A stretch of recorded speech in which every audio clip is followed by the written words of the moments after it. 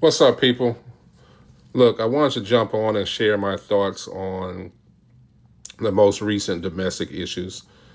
And let me say something. I know it might make some people uncomfortable before I get started, but just being very transparent, everything is not mental health.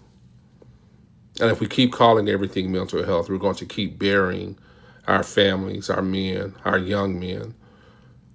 We've recently had the situation with former Lieutenant Governor Justin Fairfax, who took the life of his wife, Dr. Serena Fairfax, and now have left their two kids to deal with that trauma.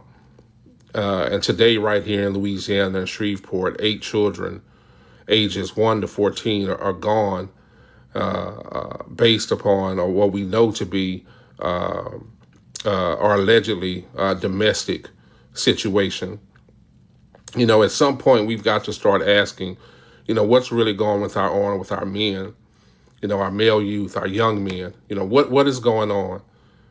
Because yes, mental health matters. I'm not dismissing that in any capacity. I've been in the healthcare industry for over 20 years. I understand mental health. I respect it.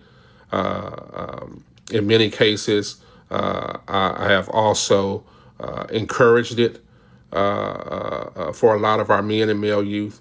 But what we're seeing right now is emotional mismanagement.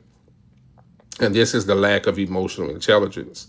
And we've got men out here who don't know how to handle pressure, handle rejection, deal with conflict, understand or even communicate what they're building, what they're feeling, excuse me. So what happens is that builds up.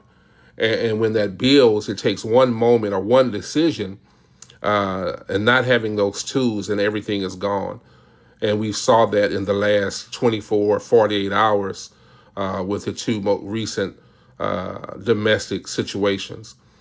And let me be clear, I'm not justifying anything that has happened. I'm not trying to help give men a scapegoat or a way out. I know families are grieving, children are gone, lives will be changed forever, and that's a real thing.